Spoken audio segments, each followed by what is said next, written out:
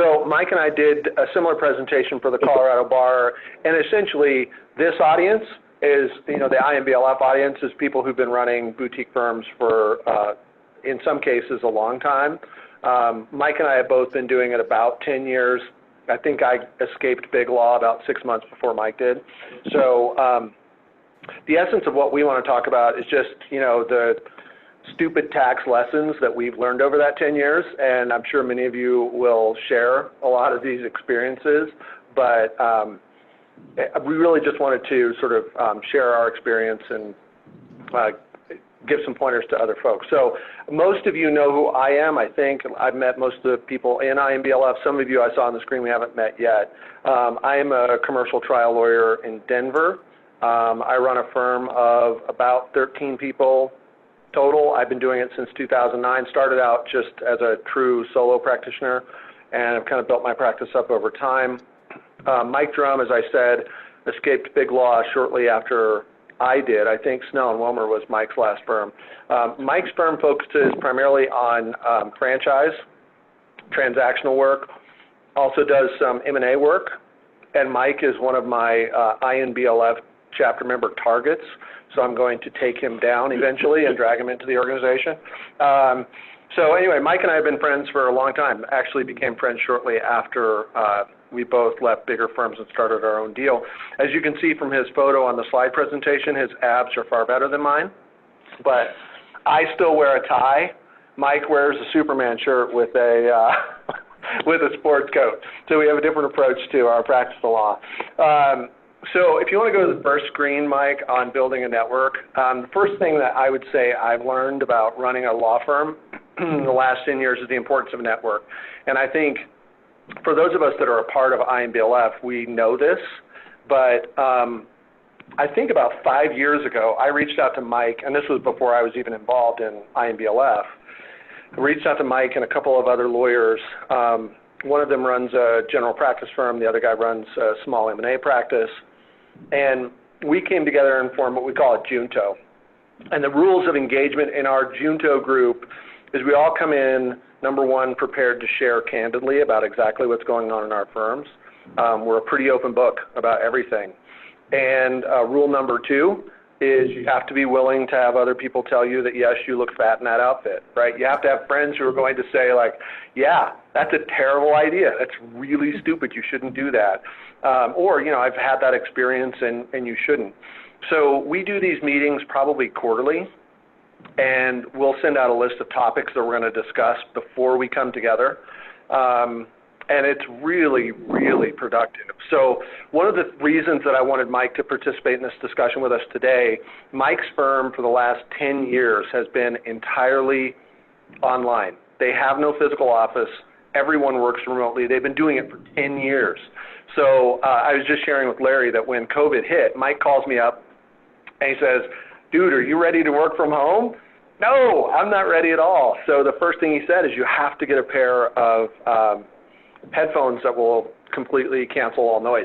So he sends me a link to a bunch of headphones. I got those. They were a godsend. They changed my work from home experience. So the point of building a network, and this is just like tip number one, I think, from my experience running a small firm, bring in to your circle a network of other lawyers who are willing to be candid and who are willing to meet with you regularly and share honestly how their practice is going. These meetings that we have are not about talking about how successful we are, how awesome our firms are. It's like, how's it really going? Are you going to make payroll this month? Are you going to have to lay people off? Have you fired that terrible employee who you're too chicken to fire? We have those kinds of conversations, and it's been really healthy. And Dan, I think, my primary practice is franchise law, and it's kind of what's the best part about being a franchise.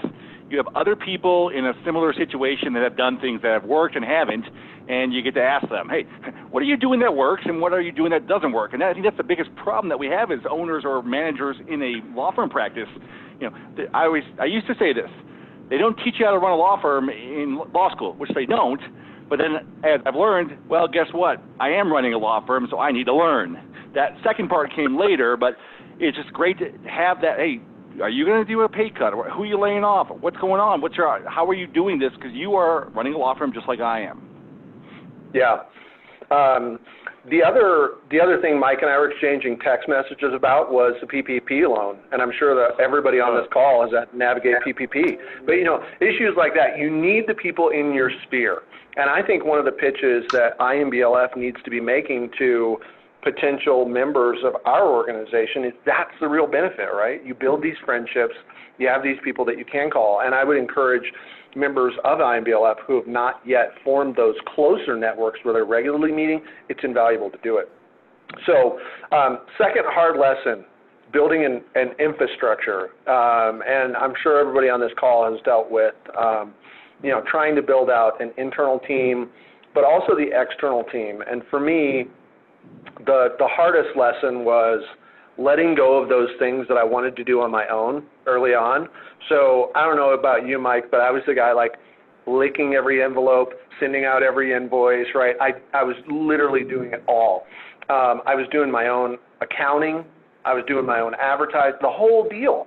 And over time, I started to create these partnerships. And the lesson that I would share with anybody starting a firm from the ground up is recognize, first of all, that those relationships, particularly those external vendor relationships, crucial, right? You have to have people that you trust to do your bookkeeping and do it right. Have somebody run your IT infrastructure, although, Mike, you kind of do your own still. But and we'll cover that, too. And I think, Dan, talked the internal part we're going to focus on later, right? Building the team, right people in the right seat. But I've had some interesting times with the external team. And we recently, I had a friend named Dan Glasser who recommended an IT company to me, and they turned out to be not great, but it's hard to fight the status quo. So I kept using them even though I know I shouldn't, right? But I was hoping they would change. Let me give them the 8th chance. And finally, we got rid of them, and it's been amazing. Right? And I also feel like, wow, is this how my client feels?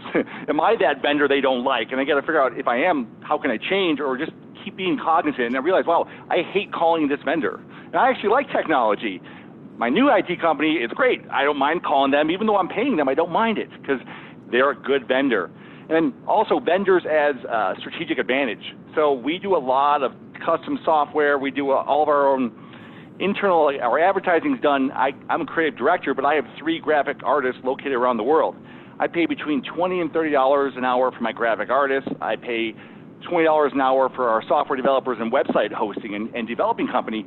But because I was able to go and find these partners, I'm able to do a lot, custom pretty much everything, where if I was paying U.S. rates at $150 an hour, I would have the limit.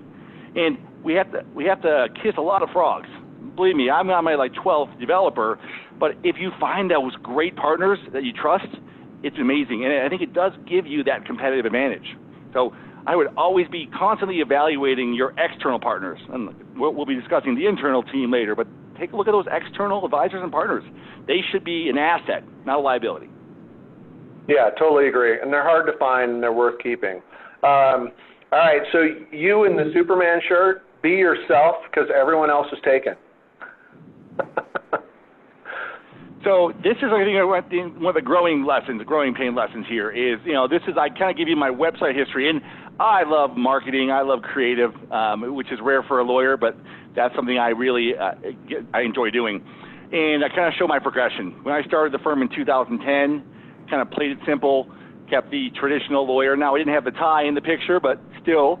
And then we went to the next website, which I had a little more input on. Still has a stock photo, but I want it to stand out. I don't want it to be a good law firm website. I want it to be a good website.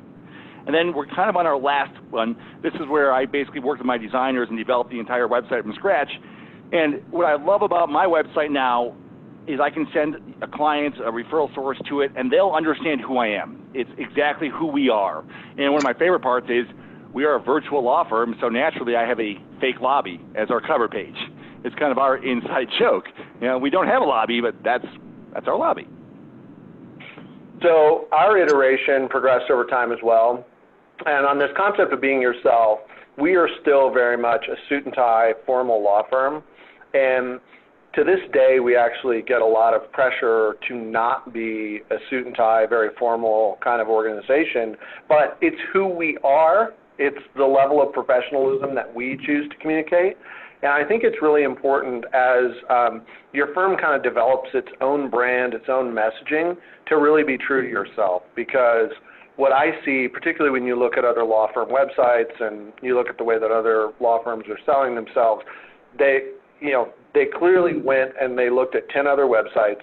They took essentially the same content. They took essentially the same stock photos. They threw all this stuff up on their site. And I think it's really important for particularly those of us who are responsible for leading those firms, step back and say, like, who are we and what do we really want to communicate? And think hard about that and be yourself. So I'm still in a tie. That's who I am. Mike's not going to change. I'm still in my T-shirt. And I'm not going to, Dan won't change me. And I think back to also your network. I think Dan and I are a lot yin and yang in a lot of ways, and that's a good thing, right? If Dan had his network of 4 law firm owners and they were all commercial litigation in a similar situation, I think you're doing yourself a disservice. I think, we have a great mix of lawyers in different situations, and I can learn even though it's not directly what I'm doing, but that's why I wanted to kind of compare us. We have an overlap in the sense that we're always trying to do better and we want to run a better business, but we have a different approach, and that's why, once again, be yourself. You shouldn't try to be Drumm Law. You shouldn't try to be Chipman Glasser because you're not going to do it better than we are. Find your own identity. Well, and I think to your point, Mike, within any network, like an IMBLF network, find those lawyers who are doing it differently. And, form friendships with those people. I think it's really valuable. Okay, I thought I heard a comment in the background. So decide what you want your practice to look like. The experience that I would share on this topic, when I started as a solo, I was actually making more money than I make now because, the overhead was extremely low. It's easy if you're doing everything on your own to keep all the revenue. It was no problem. And there have been many times over the course of my career, in the last 10 years in particular, running my own firm, where I've looked back and I've thought, oh gosh, I wish I could go back to the zero overhead program and keep the revenue, not have to deal with employees, not have to deal with firing associates and all the other delights that come along with running your own firm. Not that ever happens. But, I think it's really important. For myself, I decided I really do want that multi-lawyer platform. I want to have other attorneys that I'm interacting with. I want to have younger attorneys who are being mentored within our system and growing. And those are the things that really matter to me. And so it's taken me a long time to really internalize this lesson, but deciding for myself, what do I want my firm to look like? What do I want my practice to be like on a day-to-day basis? And then stick with it, because not everybody's going to like it, right? And not everybody's going to support exactly the way that you want your firm to run. But if you're firm in your conviction about what it is that you want your practice to look like, I think you're going to be far better served. And I think my point I want to make on this slide is it's so easy as a lawyer, as a business owner, as a human, to live your life reactively, right? I can just stay in Outlook and respond, and that could be 40 hours a week. So what I challenge everyone is decide what you want to do. Be proactive and kind of push forward. And it's taken growing pains in 10 years, but last year we started firing clients. We really culled the herd, and we'll talk a little bit more of that later. And it's like, wow, if you would have time machine talked to 2013, Mike, I'm like, no, we're not firing clients. Are you crazy? But I don't want to be a mega law firm. We have a great team, and it's hard to add to a team, especially when you have a great core. So that's where I made conscious efforts. And we're still always going to grow, but it's a controlled growth now and not just sure, we'll take you. And then I think, Dan, what's talking here is, yes, this is a lesson I've learned, and I try to teach. So I have 11 attorneys and 12 staff, virtually across the country. We have a Hawaii Michelle. You can guess where she lives, all the way to Minnesota and everywhere in between. And what I have to remind my attorneys, because I'm the one that gets yelled at for the bills every time, is if we are negotiating a bill or if a client's disputing a bill at invoice time, it's too late for us. We've already done the work. And they're not going to like that. And clients do not like being surprised by bills. So it's the sooner you can communicate, the better, especially if you're in a flat fee practice or have to give flat fees. My favorite, we're getting better. By the way, what you've just requested is outside the scope of the flat fee. It's going to cost X hours. Do you want to go forward? And we actually had one client, nope, I'm going to take it back. Where if we didn't have that conversation, we would have done the work, tried to bill for the extra, they wouldn't have done it. So I always like to remind my team, I don't like you working for free because you're actually stealing from me, and I'm sure you don't like working for free. So communicate as early, as often, and at invoice time is the worst time to communicate about your bills. So, Mike, as you know, we can't do flat fees, or I suppose we could, but litigation is extremely variable. I know you keep telling me, no, you got to do flat fees. Oh, no, I hate flat fees. I'm with you, buddy. No, the bane of my existence, right? But every lawyer. Yeah. I'm definitely not there, but one of the things, and this is the point that I make about this fee issue and a hard lesson that I've had to learn, early in my operation of my own firm, I was the same way. Like, you mentioned not firing clients. I wanted to keep everybody. And if a client had a case where they essentially needed half-ass handling of the matter, I was more inclined to say, okay, yeah, we can do that. But the truth about my team is we do not have the ability to do a halfway job. Some lawyers could do minimal discovery or not take depots and go to trial. We just don't roll that way. And it's taken us a long time to learn not just to communicate the fees, but also tell the client up front, we're going to do a thorough job. We will actually research the cases that we cite in the brief. And by the way, your brief does not reside on some server, right, where we just change the names. Like, this is custom work.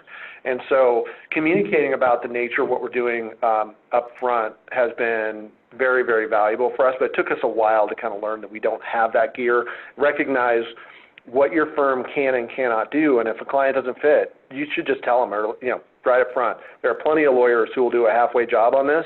You should go find one because we're just not that firm. Or like early on, you can have it done right, fast, or cheap. You get to pick two of the three. Right? Yep. All right, so let's talk about firing them.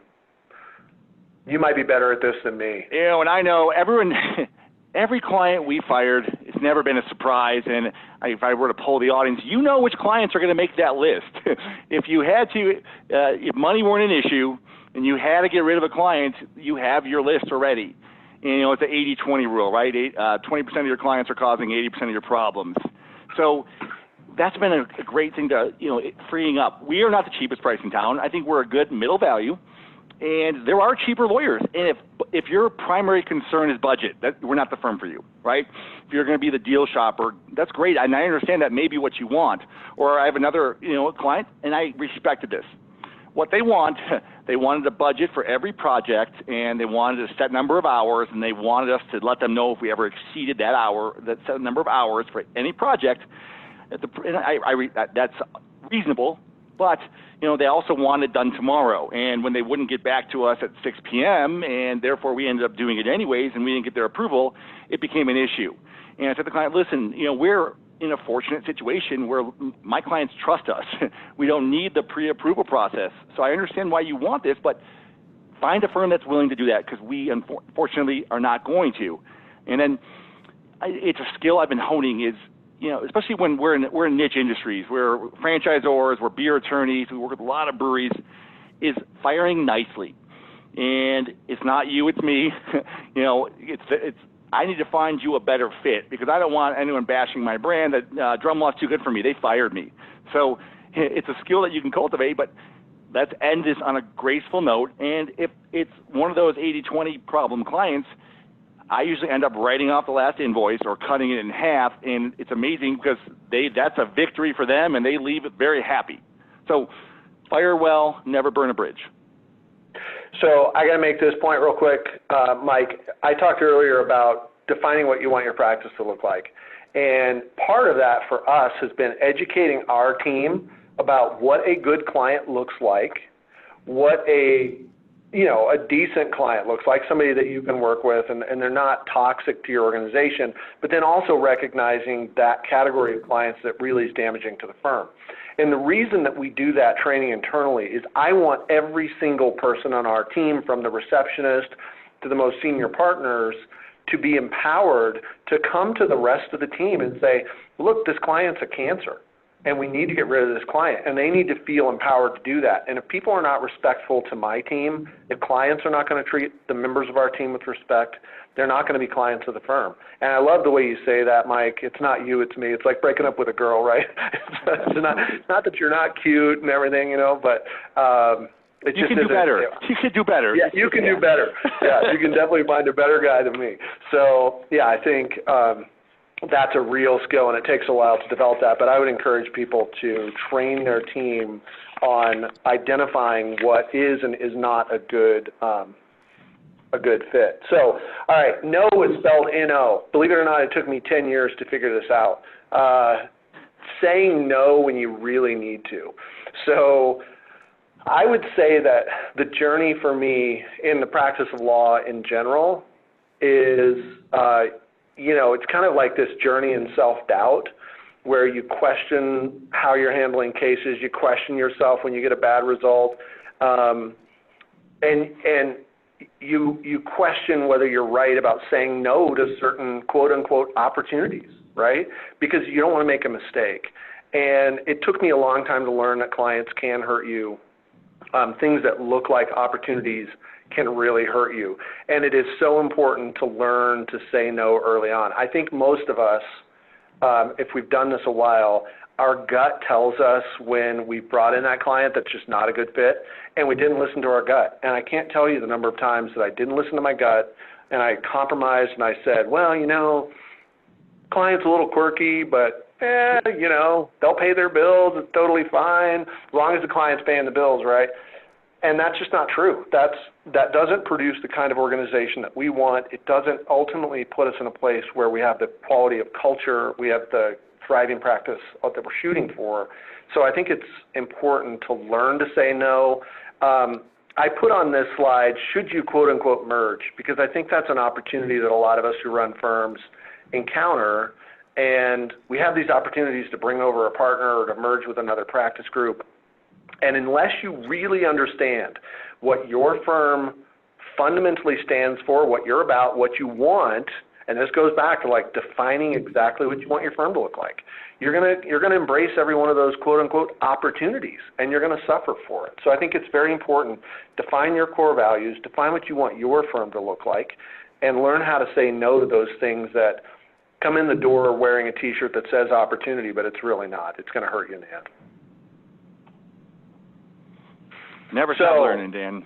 Never stop learning. So Mike made this point earlier that whether we like it or not, for those of us who are running boutique firms, we are running boutique firms, right? You didn't go to law school to sign up for this. Most of us never thought that we would be responsible for dealing with things like management, human resources, technology, advertising, and we have this whole swath of stuff that's now sitting on our desk as a responsibility we have as owners. And I think it's really critical for us to embrace that and recognize that the obligation to continue to learn and to grow is on us whether we signed up for it or not. So embrace it and start learning. So the books that are on here are just some books that have been very impactful for me. I read a lot. I probably read 40 books a year. Mike, Drumm, and I share reading recommendations all the time. And again, another plug for IMBLF. Almost every conference I've gone to, I love to ask people, what are you reading? What have you read? What books have really impacted your practice? Because I get such value from learning what other people are digesting. So this first book on the list for me, Deep Work, it is a profound analysis of the impact of digital distraction in our modern world. For those of you who are checking your Facebook feed on your phone right now, that's a real distraction, right? And it does erode our ability to think deeply and to do deep work. I think especially for lawyers, we went to law school, we learned our craft, and when we were in that process, we were always doing deep work, and returning to that is just, it's great. That book was very impactful. And Dan, I want to tell you, I actually buy that book for every attorney that I hire. I make them read. Do you really? Absolutely. Mandatory reading. Great. And so even if they don't follow it, and sometimes I have to remind them, because you get shallow work is so much more instantly gratifying. Click, click, click. But I actually get it for everyone as just at least they understand it. Even if they don't want to follow it, they should understand what they're up against. Yeah.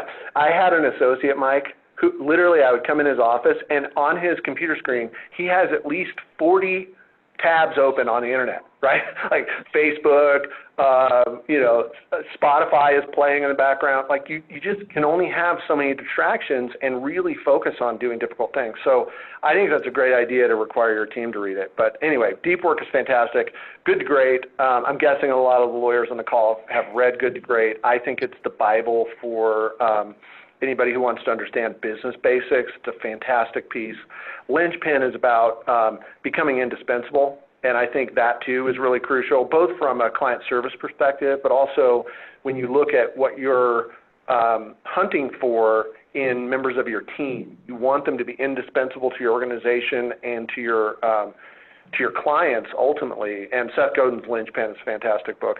Last but not least, Ego is the Enemy. It's a great assessment of the way ego so often gets in the way of how we might otherwise be effective. If we're shooting for things, aiming for objectives, working toward things that ultimately just serve our ego, it's kind of a non-starter. Great book, highly recommend it. Bottom three are Mike's. Talk to us about E-Myth. It's funny. E-Myth, ever since I started my own firm, everyone said this is a small business Bible. E-Myth stands for entrepreneur and myth, not necessarily electric or electronic. And it's funny, I knew people told me, I bought it, never read it.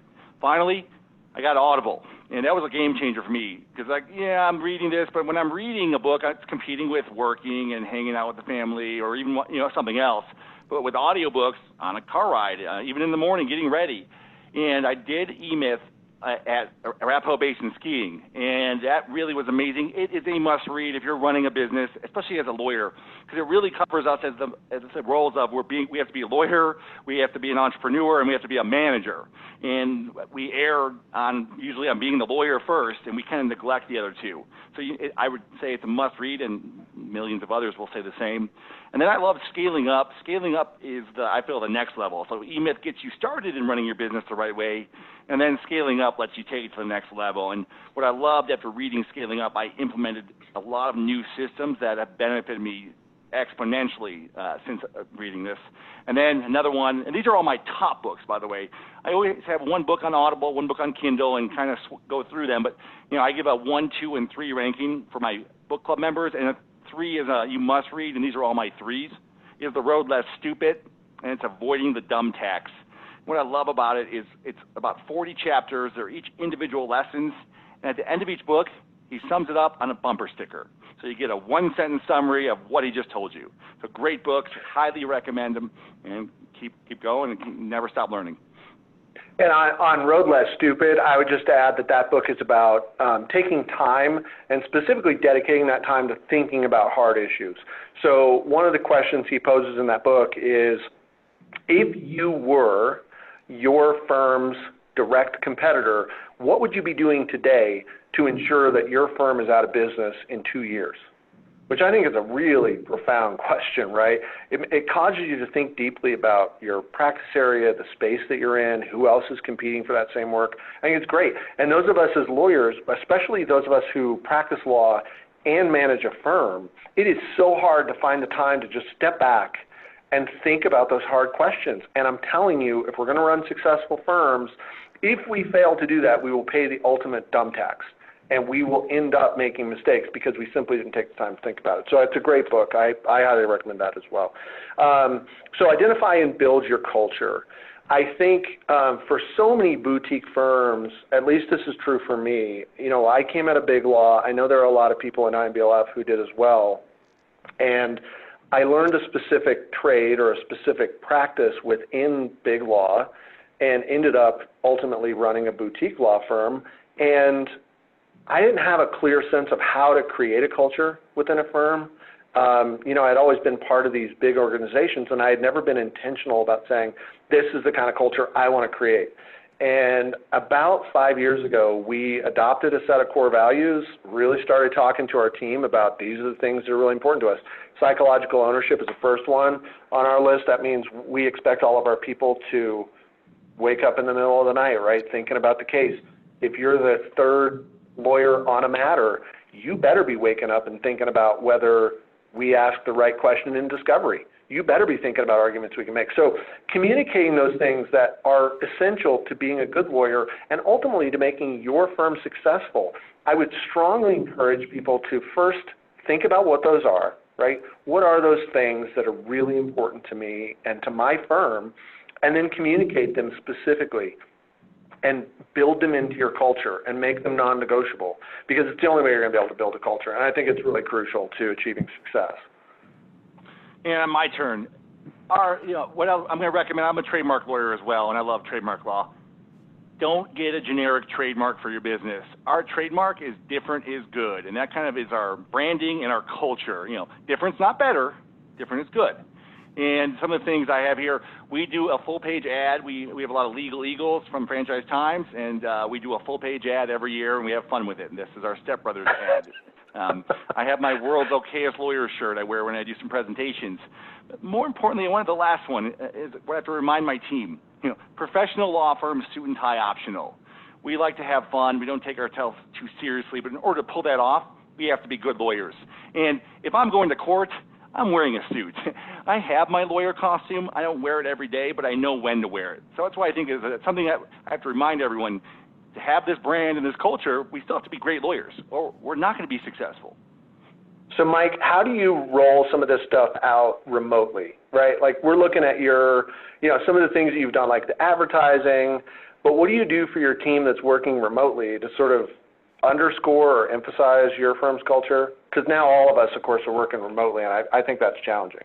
What we've done, which has been great, is we have custom software. We've developed it for the last 5 years, and you don't necessarily have to go custom, but we have our own intranet. We have an availability module, so everyone can update when they're working, green light, red light. We have our own project manager. We have our forum. We have a wiki for articles, and CRM and some other key pieces. And what I like about our technology, and I think some of the flaws with the off-the-shelf products, we start with basic, 1 or 2 features, and then we only add features if we really need them. And I think the problem is, I remember even in early days of buying legal software, it does 8,000 things. Well, I only need it for 5. And those other 7,995 things are just distractions. And then we use Slack. I also going to recommend, if you're for virtual, you need to have, so we have phone, we have email, you even have, we have our forum, we have our project manager. Have that, I call it water cooler. Where can I do a, hey, how's it going? Even here's a funny link, an article. You need to have that informal, live ability to communicate.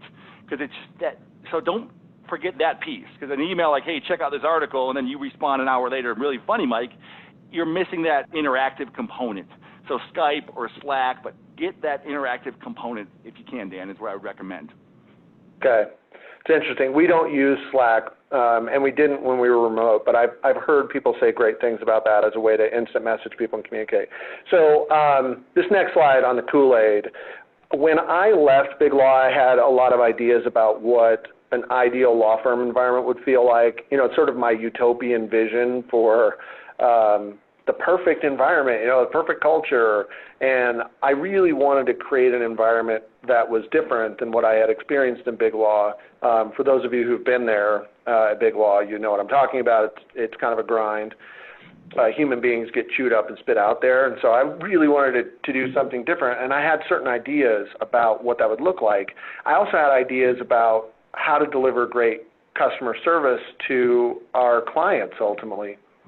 And what I've found over the years is that a lot of people have come in and out of our organization who just have different views of what the ideal practice of law looks like. And it's taken me time to learn and accept, hey, it's my Kool-Aid. Not everybody likes it.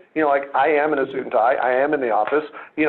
I don't think I could do remote and work at Drumm Law. It's a different kind of culture. And being comfortable, once you've defined your culture as a law firm, with saying, this is who we are, this is how we practice law, this is what we're going to do. If you like it, great. And if you don't like it, help us help you find a place where you really do fit and you can thrive.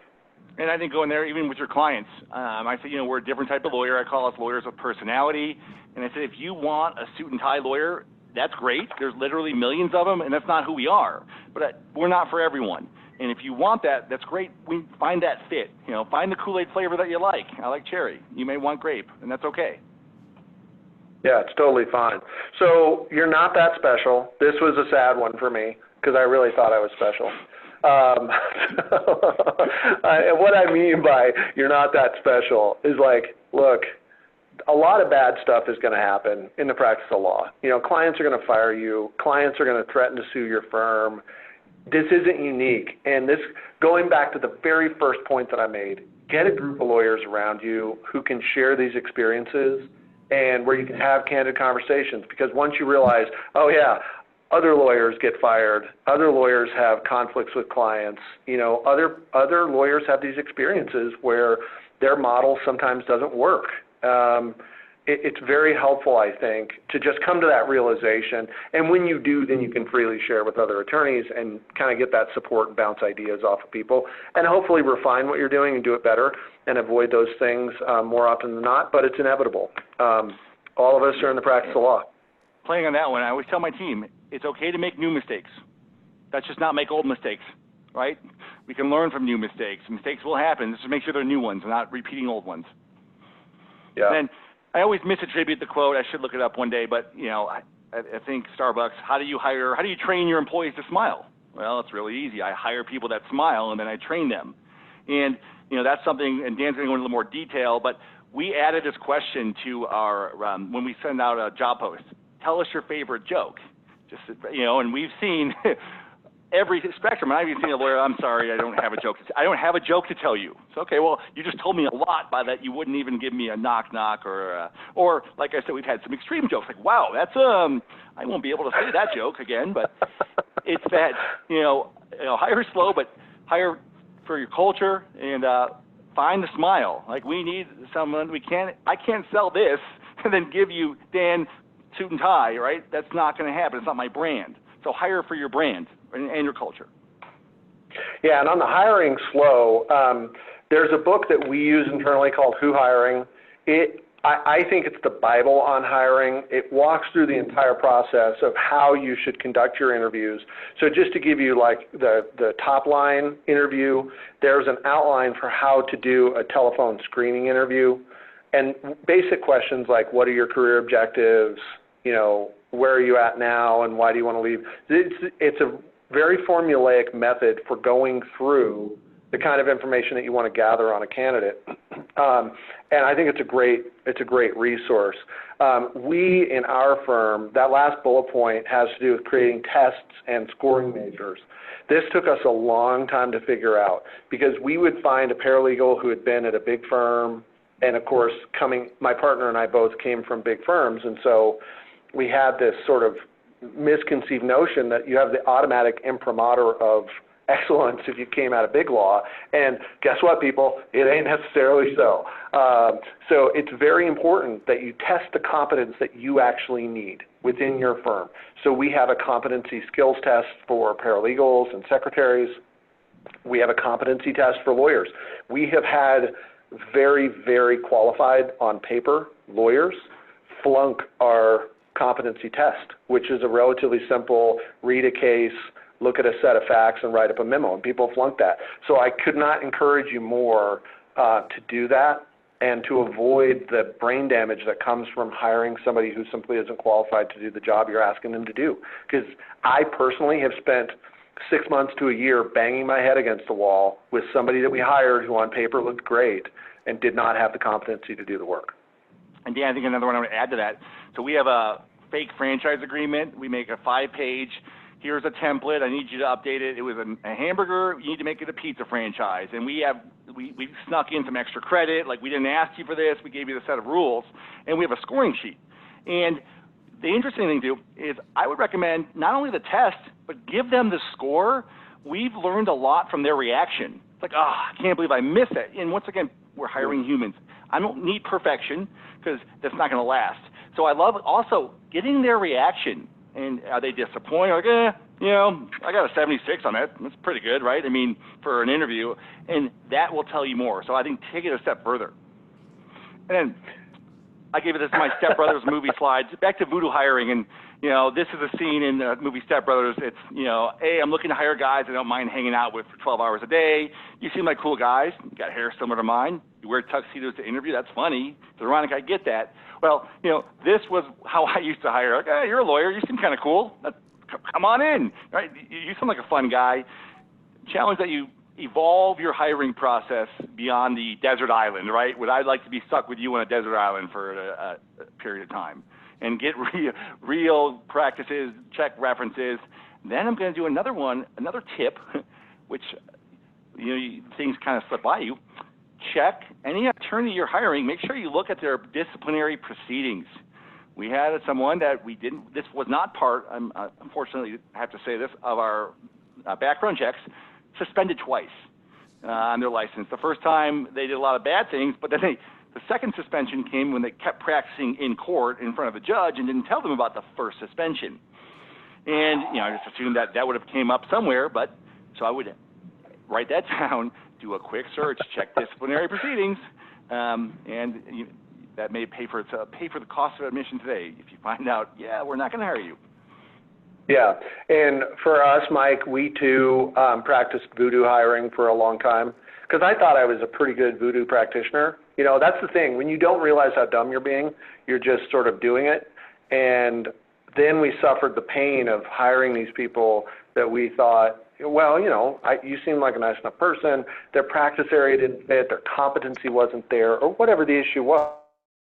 They were looking for something different than ultimately we delivered. And the brain damage and the lost energy and the time and money we wasted on that is unbelievable. So taking the reason that and this sounds really lame, right? But the reason that we haven't done things like be very, very diligent on all of the background checks, call every single reference, do an actual criminal background check the disciplinary records, is it takes time, right? It takes a good 30 minutes to go through that process. And I'm telling you, 30 minutes can save you a year's worth of brain damage. So anyway, I think the hiring slow piece is really critical, and it's a lesson that took us a long time to finally learn. So anyway, faster, but do it nicely. Fire faster, right? Here's the problem we've had, once again, kind of even with my external suppliers. Come on, just change, just do better. When your employee, if you have to question, well, should I keep this employee or not? If you're going through that process, your answer, right? It's easy to keep the status quo. It's not fun firing people, but you have to. And you get the sense of relief, right? When you get the right people in the right seat, or if you get the wrong person out of a wrong seat, even that alone, because hopefully you have enough right people, they'll pitch in. And so, once again, I think it's just a reminder. If someone's not part of your team, not part of your culture, but you're just letting it be. Well, but Mike, how do you know when somebody who's a close call should be helped into a position that's better for them, or you should invest the time to train them, teach them, mentor them? Like, how do you make that judgment call? So the third thing, if it's a close call, to me that, once again, you've already answered your question, right? I want all-stars. That's my goal. And I always get that. But if you're questioning it, the answer, right? Your team, and if you're questioning whether they're an all-star or not, there's your answer. Well, and I want to share the story about calling my friend Mike Drumm and walking through a scenario where hearing it out loud, hearing myself say out loud, here are the reasons that I'm thinking this employee might not fit. By the time I finish saying it, I feel like an idiot, right? Because I just said out loud all of the reasons that this person should not be part of our organization. And so I'm sorry to keep hitting this theme, but all of you that are on the phone, we're all pretty involved in IMBLF. We know each other. Pick up the phone and just talk to another lawyer and say, look, this is a really nice person whose skill set just doesn't seem to fit. I'm really struggling. And by the time you've finished explaining all that, you'll get the Mike Drumm answer, which is, and why are you calling me? You kind of know. This is it's great people need to be led and taught, not managed. And your employees, the great ones, even if they weren't in your practice area or there, they are eager to learn. They take psychological ownership. They want to contribute. Then you have the other ones where you're micromanaging, right? And there's a balance you have to find, but lead and teach, don't manage. And that's what your goal should be. All right, let's talk about COVID islands. So for your firm, it's always been remote, but I think COVID has created more of an island risk. And this is bigger too. This is back to, so you don't want anyone to be an island. And that may help if you have a different core, if you have a core group and you're bringing new people on, or a different practice group. So especially in virtual, and especially now in the COVID times, if people aren't seeing each other every day, you have to reach out, you have to keep in touch, and not just with an email. You know, my favorite, I told Dan when we were practicing, to everyone at Drumm Law, how are you doing today? Is there anything wrong? You know, nope, fine. Okay, I'm the best boss in the world. Look at that, 5 minutes, I just did everyone. You know, as lawyers, it's easy to email, even Slack, picking up the phone where, hey, just want to check in, Dan, how's it going? You know, where you can hear their voice, you can kind of get a better idea than fine, and you know, being appreciative, especially during this time. Hey, I just want to say, I'm really glad that you're part of our team. And back to like the previous slide, you know, if people are becoming an island, they're kind of not participating in the group stuff, that's where I question why. Is it my fault because I need to do a better job because your practice group is a little different, or are you not a team player? You know, we have great software. We have a project manager, and the point of that is so that everyone can see the history. Well, we've had one person, they would email only. They didn't want to participate. So they're saying their time is better than everyone else's. I'm not going to be a team player. And that's a red flag. It's, wait a minute, why aren't you using all these systems that we're investing in? You're making yourself an island, and is that because you're not a culture fit? And that was the answer. They weren't a culture fit. So Mike, we were using Microsoft Teams while we were all remote for COVID. It's a pretty decent program, allows you to do video conference calls and things like that. I found that there were members of our team who really were kind of struggling with isolation. You know, people have challenges with their family at home. There's just a lot of stuff that's going on, especially with COVID. And it was really valuable to get on a video call, whatever system I think people are using, whether that's Zoom or Microsoft Teams, whatever it is. Get on a video call with somebody and personally check in. I mean, I think that's the point that I love about what you're saying, running a virtual firm, that importance of maintaining face-to-face contact with people, regardless of whether you can have the face-to-face in person. It's crucial. It's crucial to your culture. And to this point about people becoming islands, I think it's especially critical to not allow that to happen. Within our office, and this is the last point I'll make on islands, even though we have all, except for a couple of months, we've always been physically in this space, there have been people who've come into our culture who really kind of prefer doing their own thing. And we've had to learn over time that that doesn't really work with the kind of firm that we're running. It doesn't. It's perfectly fine if you're the kind of lawyer who really just wants to be a solo practitioner. That's great, and there's a place for that, and you should go and do that. But we're a team, and we're trying to run a more cohesive collective operation here. So recognizing when those people are beginning to engage in that behavior, where they're not assigning projects to younger lawyers, they're not working with the paralegals, they're just literally doing the whole project themselves, it's a real problem. And so I think spotting that early on, it's important. I like to give practical pointers, and it's funny. I learned, I made a new mistake. I didn't do a great job as a virtual boss in the pandemic, and I had the phone call that we're going to do just fine. 2 months, I had it in May instead of March. I assured my team at the next pandemic I'm going to be way better. I'm going to be on top of it in the next pandemic, right? But it was a lot going on, but it's funny. I had a great attorney, and I finally did the talk. Like, hey, just letting you know, we're doing good. We're virtual. We run our business well. We save money. We have rainy day funds, and we're getting our clients. We're fine. You know, and this person's like, well, good. I was going to tell you, you know, if you're going to let me go, it's fine. I get it. It's a pandemic, and you know, just give me a notice. I'm like, whoa.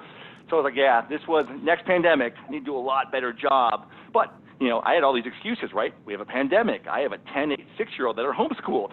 I'm trying to figure everything out, and I'm trying to, right? So, you know, these were all valid excuses, but I didn't do my job as a virtual boss. So that's something to keep in mind. You know, I knew we were fine. I knew we were going to be great.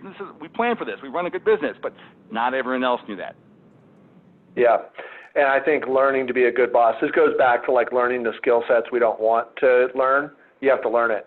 So I don't remember. Did you put the cheese sticks on this? There's the next trust one. but verify. You can okay. Next. Well, you talk about trust but verify. I think Manic Time, for example, is awesome. Yeah. So it's we're virtual. So a couple things we do. I have all my attorneys that are full-time attorneys are salary. We have contract lawyers, but all of my staff is hourly, and we guarantee them 40 hours if they're full-time. We work with them, but I want them to affirmatively lie and put time that didn't work versus if I'm on salary, they could be watching TV or doing something in just a different degree of that, hey, I need someone that's honest. And I don't expect 100% efficiency, even though I'd love that as a boss. But so that's something a decision I made, and I like that because I think it's two different things, not working when you're getting your paycheck and their salary and affirmatively putting hours that you didn't work. And it's, it's virtual. How do you know? There is no FaceTime. So what we have is Manic Time, and everyone has to log into our network to work. This is on every computer or every desktop, and it tracks what they do. And it's also great for billing. If you have a question or you forgot to maybe do a great job, you can see exactly how much time you spent. And I don't need to check this every day. Everyone knows it's there. And it's just like, hey, if you know you're being recorded, you're not, once again, less likely to do something that would be dishonest. So yeah, we trust. And this, yeah, and this program, by the way, Mike, you told me about this years ago, and I didn't do it. Finally, I looked into it. I think our software cost for this is less than $800 a year to have this on all of our systems. So, and I agree with what you're saying. The system is not there so that I'm actively spying on employees. That's not the purpose. It's actually there for the attorneys so you can go back and look at exactly what you were doing during your day and accurately bill your time, which I think is not only our ethical duty, but it's something that's really important to clients to know that we're being accurate about the way we're recording time. This program will show you literally how many minutes you spent with that contract document open. It'll show you how many minutes you spent working on that brief. And so it's really invaluable from a time tracking standpoint, but also from a firm management perspective. I think your point is great. All of our employees know that operates in the background. And so if they're gonna go to the beach and not be doing their work that day, they shouldn't be charging for the time. So I think the trust but verify point's a good one. And then this is a good one. You must know enough to be dangerous. And I always love to use Dilbert cartoons there. And I think Dan and I both have unique parts here. Yeah, there's things I like doing, marketing, technology, even legal drafting. There's things I don't like doing, like accounting, like budgeting, expense reports, things like that. And I was fortunate enough to lose my entire accounting department within 2 weeks. I got a month notice from the first one, but it's okay. We got a backup, and then another one due to family issues. So I lost my entire accounting department. This was probably 4 years ago, so this wasn't earlier on, but I learned.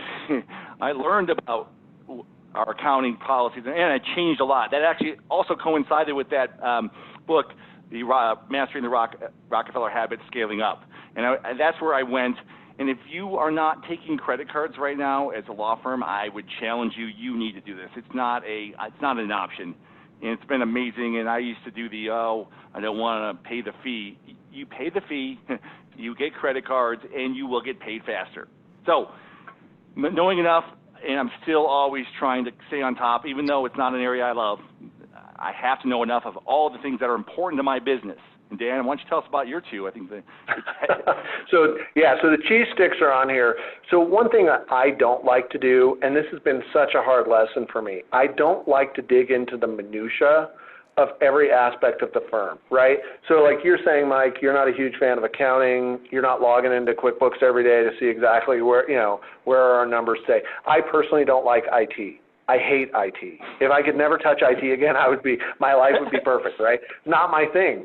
But for all of us who run law firms, there are things that we don't like to do that we have to do. And if we don't, shame on us. We're not running the firm the best we can. We're not achieving a level of excellence. So every single month, I would see these cheese sticks in my refrigerator at the office, and they were there for probably 2 years. And I just thought like one of the employees brought in cheese sticks. And lo and behold, I have this conversation with our bookkeeper about snacks that we're booking, and we've been buying cheese sticks for like 2 years. I never even got a cheese stick. And I was like, we're not buying cheese sticks anymore.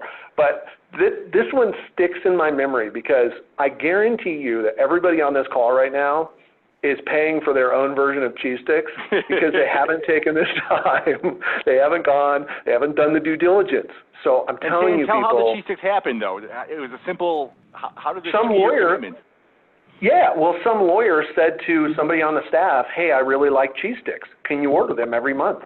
And so it just happened, and nobody told me. I just thought somebody was bringing them in. So, for all of us, we need to go and find our cheese sticks, I think, and do the stuff you don't like to do. Even if you don't want to look at the general ledger or you don't want to look at the check register for the month, go do it. It's your responsibility. And again, you may not have signed up to be a law firm manager or a managing partner, but guess what? I'm sorry to be the bearer of bad news. You are, and you have to do this stuff.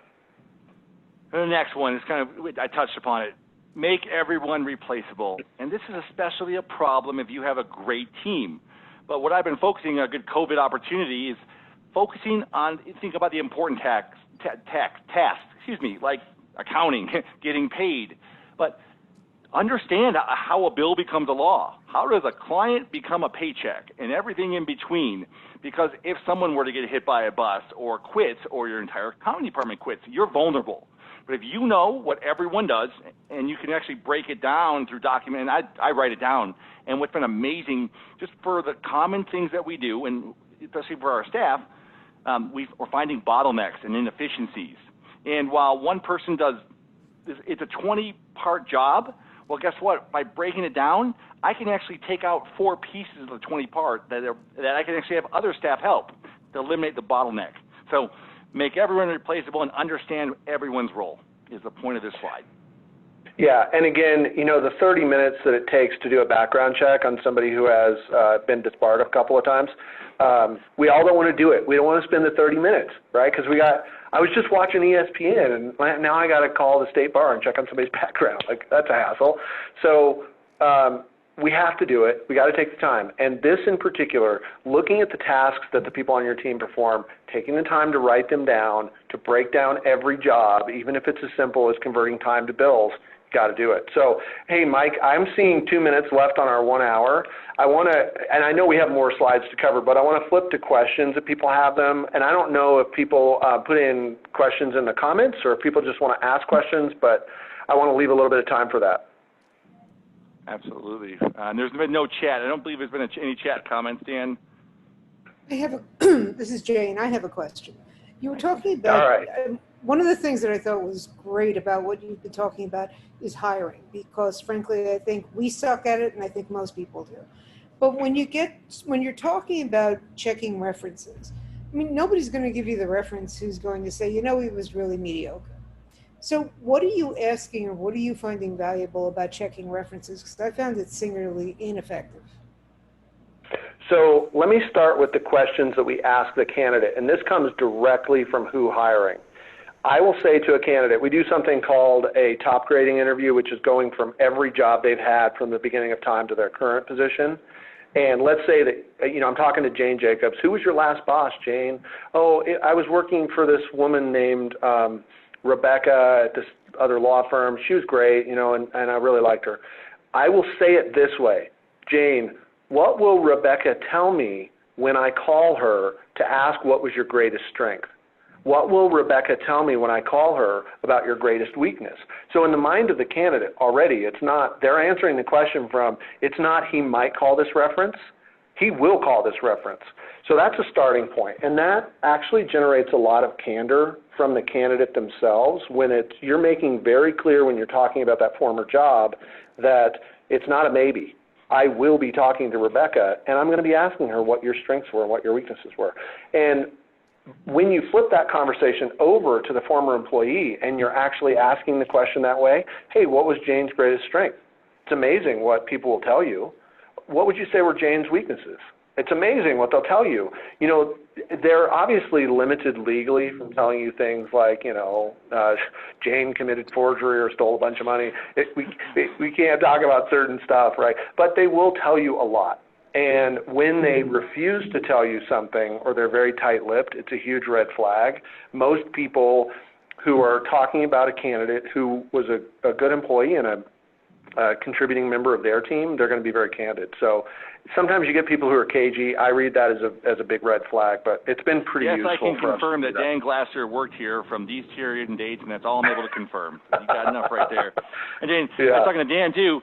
50% of all marriages end in divorce, and usually they have more than 2 weeks to find the partner. So why do we think we're going to do any better hiring people with the limited time and resources, right? You do your best, but it's going to be a struggle. It's going to be a challenge to do it. Yeah, I think that's right. As labor lawyers, that's exactly what we tell clients to tell people. We're, confirm dates of employment, nothing else. I know. But if they're a superstar, it'll come through. Yeah. I'll confirm it enthusiastically, right? I always say I look for the wow. If the reference doesn't say like they were fabulous, and there's a wow to the reference checking, then something was wrong. Yeah, I agree. Other questions, comments?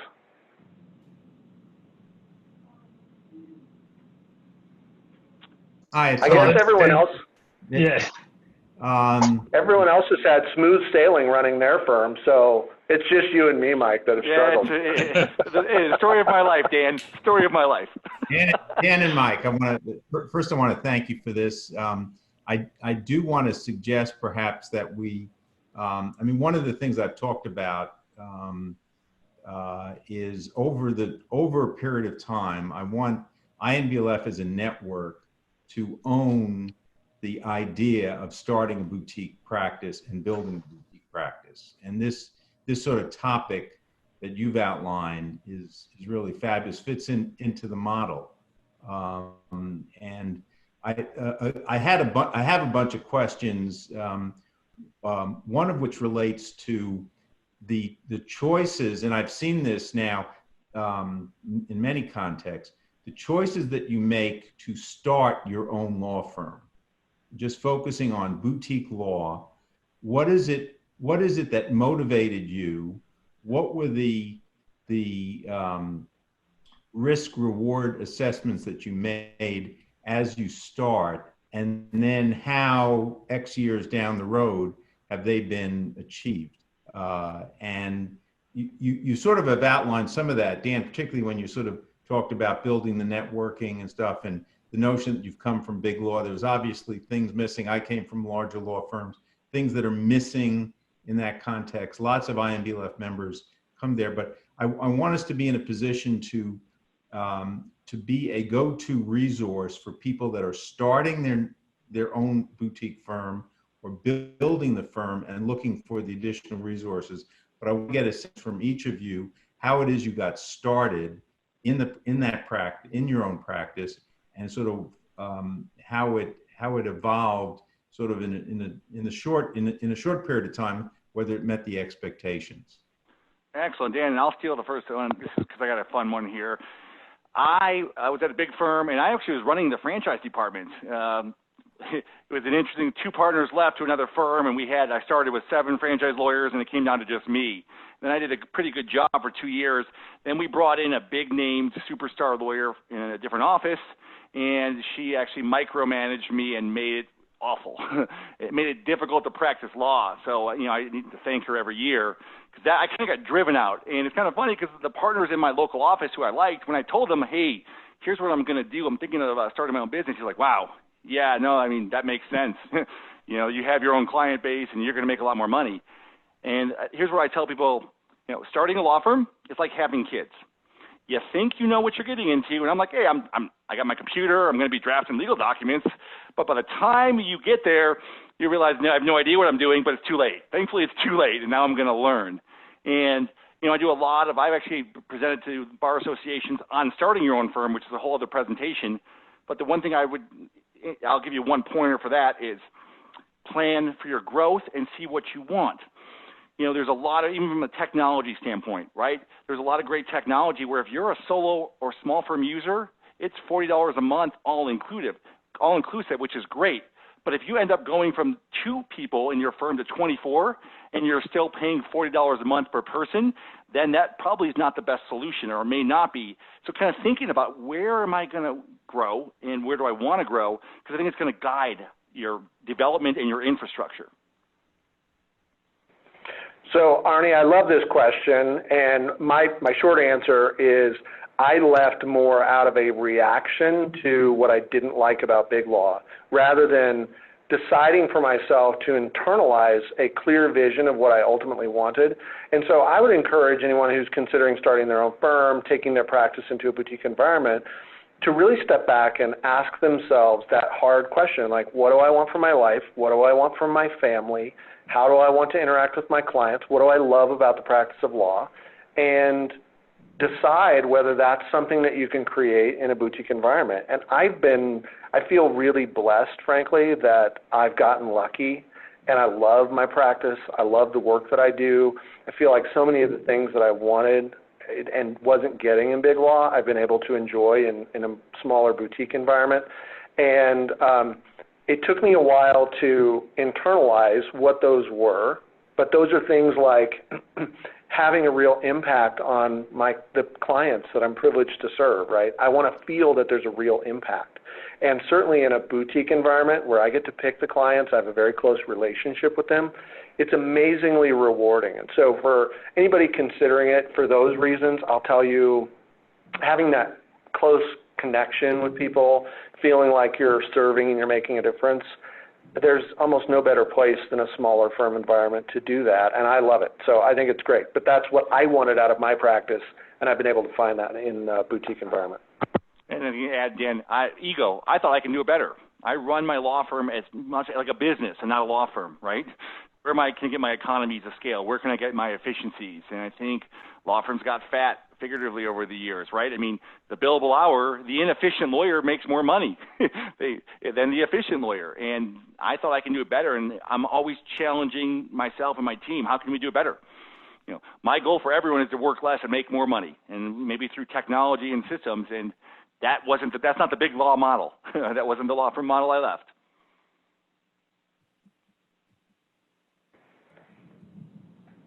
All right. If we don't have any more questions, I think we'll call it a day. But thank you to everybody who participated. Thank you, Mike, for doing this with me. I will drag you into IMBLF eventually. So I appreciate it. Thanks, Arnie, for putting these programs together, and to Jane. It's very helpful and wonderful to see you guys.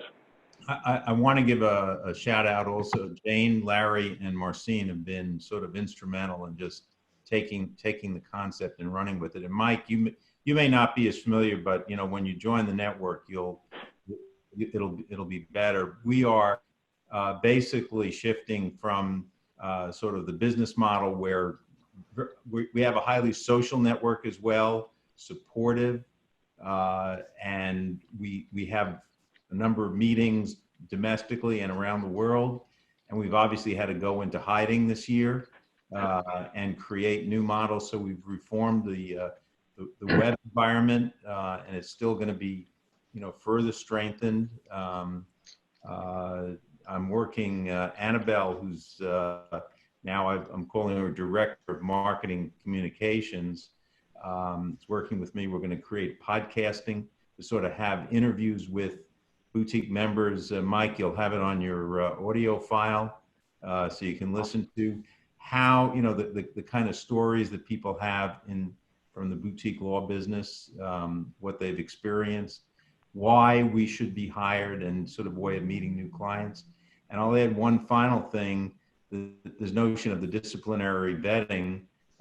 Whenever, and it started, I learned this from Charlie Kagi, before a firm is invited into the network, we do a disciplinary check and make sure that they've got a good record, because the whole idea of the network is you want to feel comfortable in making referrals of your clients to other lawyers in the network. Referral is a key part of the business, and you got to know who you're dealing with. And the big issue we had, that attorney didn't get the chance to present his side of the story, right? We're human. We make mistakes. There are second chances. But if you conceal that fact, then I don't get your side of the story. and I'm going to take the facts as they are, and that was the interesting thing we learned on that one. Right. So I just got to point out, and then I'll let everybody go. There's a great chat running right now in the background on software that people are using, and I just point that out because what a wonderful exchange of information between firms, right? On a question as simple as how are you billing your time and keeping track of your books. So I appreciate the input people have had there. We use Clio in QuickBooks is my answer that I didn't type, but anyway, it's a great exchange of information, and I love it, Arnie, that you're doing this because it really allows for this exchange of information. So it's very helpful. I think and there's more to come, Dan. So keep attuned. We're constantly bringing more different seminars and presentations to this Great Legal Minds series. So you'll just stay tuned. And hopefully we can do a little bit more on your topic because I think it's something that's definitely on Arnie's agenda. So thank you both. It was really a very, not just informative, but a really entertaining presentation. And now I'm going to use the word cheese sticks from now on. But there you go. Yeah, good job, everybody. Good job, guys.